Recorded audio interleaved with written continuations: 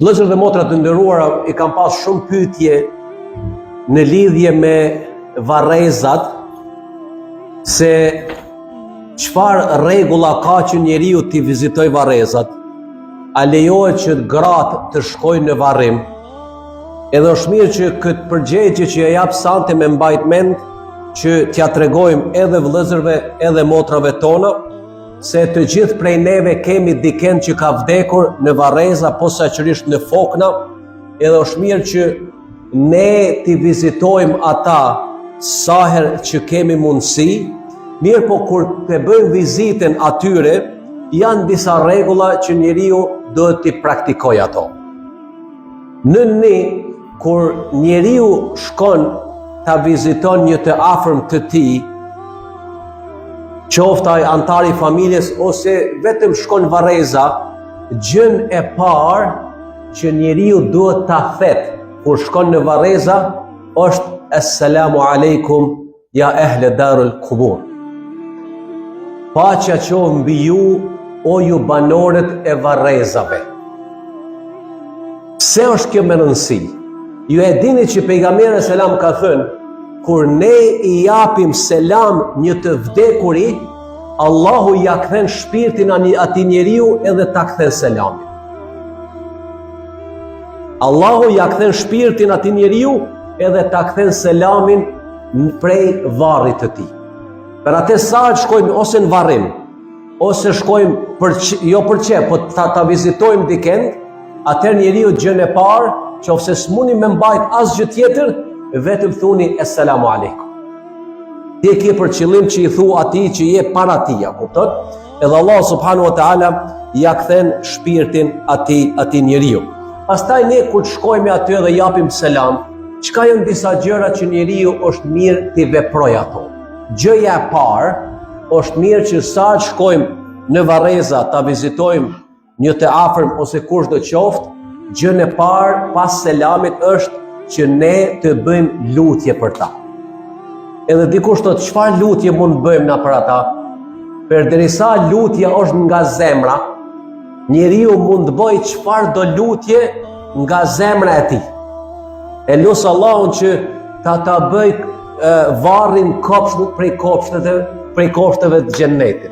E lut Allahun, o baba, o nën, ose kushdo qoftë, që Allah i të falë, që Allah i të ketë në mëshirën tënde, që Allah i shpërblej me xhennet. Çka do qoftë që është nga zemra, inshallah Allahu i bën kabul ato.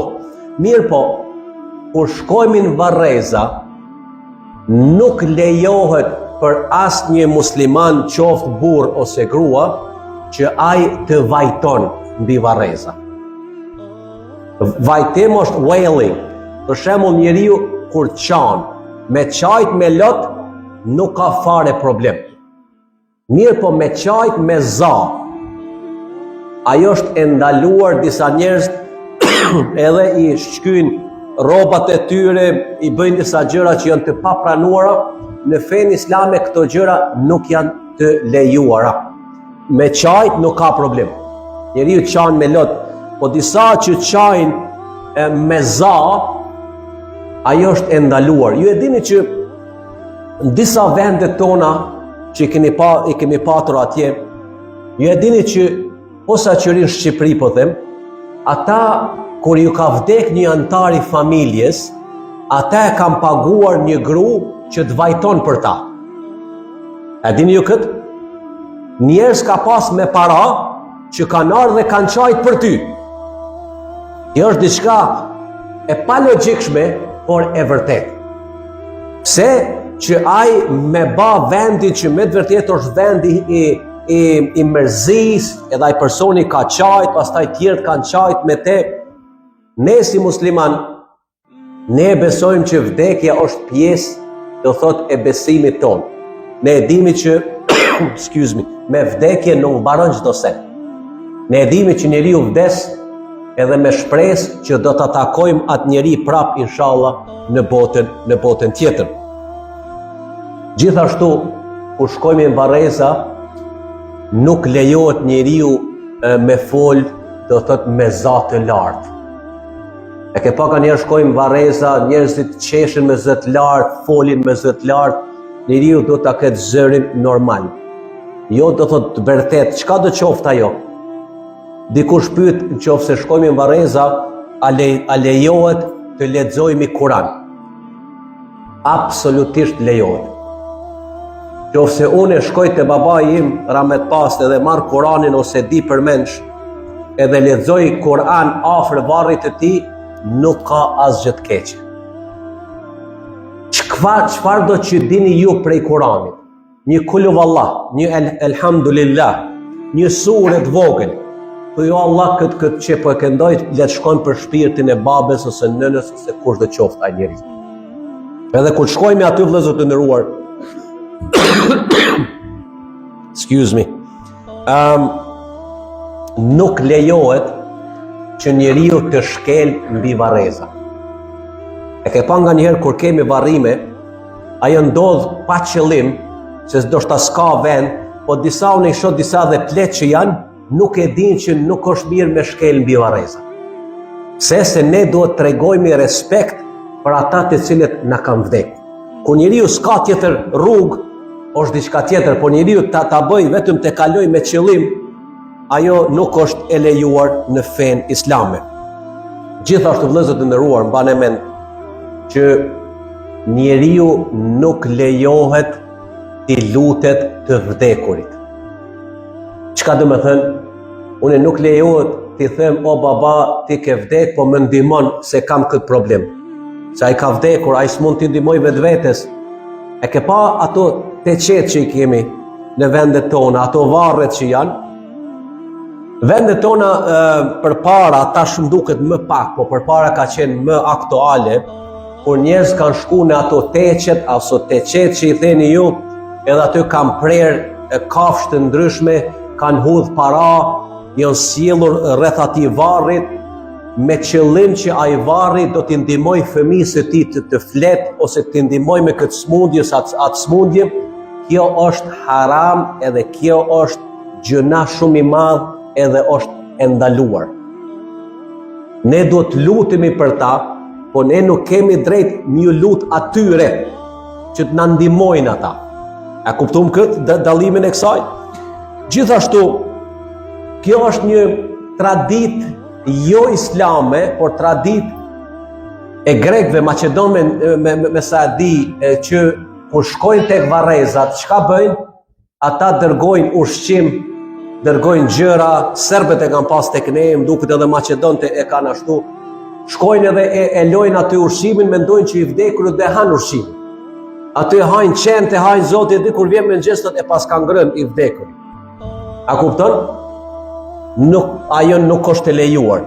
Mirë po mbane mend, nuk është mirë që edhe ne të dërgojmë lule. Çka i ndihmon lulja të vdekurit? Tregomni mua. Duket varri bukur. Okej, ka i herë shumicën e rastin në shqiptarët, posa që është e kemi for show. Unë shkoj t'i blej disa lule $2,000. Ti vën se t'i japsh një fukaraje $2,000 për shpirt babes, që i kishte me bërë shumë me dobi, t'i hapësh një bunar, një well, një diçka, po ne duhet të tregohemi tek tjerët që ne kemi para edhe për lule. Nuk po them që ku me diçka është e keqe, po çka dua them që nuk i bën dobi. Nuk i bën fare dobi.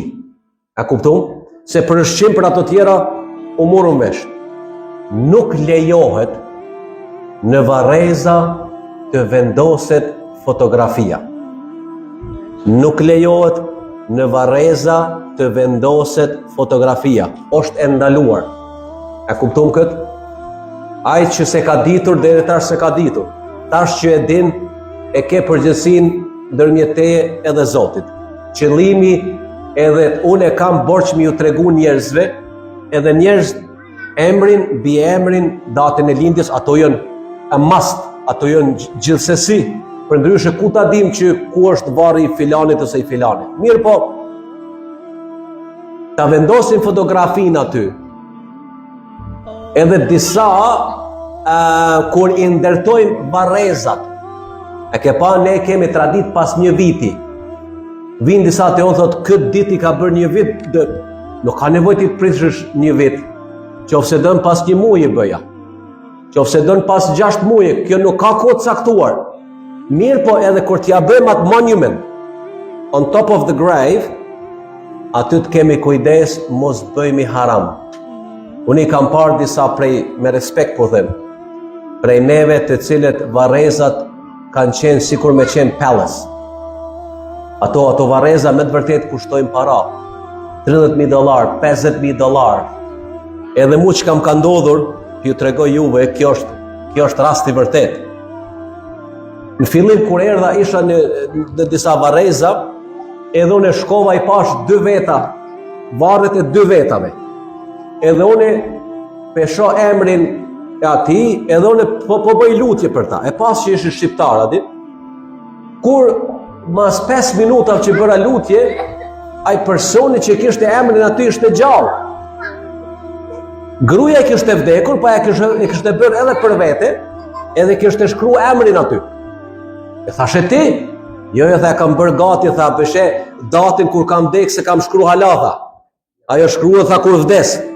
Po emrin e kishte bërë, unë e thashe, për çka bëra lutje unë pra? Unë kam menduar që jeti brenda aty. Edhe ato gjëra nuk ka nevojë që muslimani e blen varrin, e blen vendin, apo nuk ka nevojë të ta build that monument para se me vdek njeriu. It doesn't make any sense. Edhe kjo nuk është e lejuar me fenë islame. Pra lejohet to build monument. Mirë po jo me shku to that level që ne me harxhu shumë para. Ajo do të jetë lart tokës kaq. I don't know, sa standards këtu e kam pa, I think 800 milles, something. Nuk jam i sigurt, po e kam atë letrën, edhe qka të ketë, që është ajo headstone, mirë po varri nuk është mirë mbulohet. E ke pa në disa që i qesin një asi përmbi? No. Ato leje hapur. You can put crash rock or qenë ato white pebbles on top or whatever, po jo ta mbulosh. Ajo nuk është e preferuar në fenë islame. A kuptum deri këtu? Do me thanë, shko me standard, mos u mundo mu paraqit ndryshe nga të tjerët. Duke menduar që unë kam para më shumë, edhe disa e arsyetojnë këtë duke thënë që baba im ka punuar tërë jetën, e nëna ime ka bërë këtë, unë e kuptoj edhe baba im tërë jetën. Po tash unë ti djego ato para, t'ja ndërtoj atë shtëpi mbi varr, çka i bën dobi ajo babait tim? Me ato para unë e kisha mbajt një jetim, e kisha hap diçka, kisha bërë diçka në emër ti. Sa ato që e bëjmë, ajo vetëm mbetet ashtu. Nuk i bën dobi as atij edhe as neve. Tash shtrohet pyetja për të motrat, për të gratë, a lejohet ato të shkojnë në funeral, në varrim? A lejohet të vinë në xhami, edhe a lejohet të shkojnë tek varrezat? E din që kjo është një pyetje tek ne, edhe kjo pyetje vlen jo vetëm për neve që jemi këtu, po për tërë komunitetet tona jashtë vendeve tona, kjo përgjigje është shumë e rëndësishme. Motrat, gratë lejohen të shkojnë tek xhamia, që ta falin në namazin e xhenazës, edhe të njëjtën kohë lejohen të shkojnë edhe tek varrezat. Mirë po me 2 kushte. Kushti i parë, ato do të jenë të sigurt, edhe do të jenë të forta që nëse shkojnë tek varrezat, në duhet të vishen respectfully, do të vishen modest, edhe në 2 që mos vajtojnë me zë. Kjo është e ndaluar, që thash me vajtu. E ke pa disa grajën më të dopta, nuk mund t'i mbajnë emocionet e tyre, unë e kuptoj, me qajt, absolutisht s'ka problem. Mirë po me vajtu me zë, si që përmenda, me i shkull robat, flokët e tyre ku ta dion, një gjë e tillë është e ndaluar. Edhe pastaj, a lejohet një gru që të shkoj ta vizitoj varrin e babës ose varrin e nënës pas varrimit? Absolutisht lejohet, edhe kjo është e preferuar. Siç është e preferuar për neve si burra është e preferuar edhe për gratë. Edhe nën 3, tradita jonë që e kemi, ne gjithherë nuk shkojmë ta vizitojmë babën ose nënën gjatë tërë vitit, edhe cilën ditë e zgjedhim ta vizitojmë babën, ditën e Bajramit. A lejohet të shkojmë ta vizitojmë të vdekurin ditën e Bajramit? Lejohet, mirë po me kusht. Dita e Bajramit është çka? Është ditë gëzimi. A është ashtu?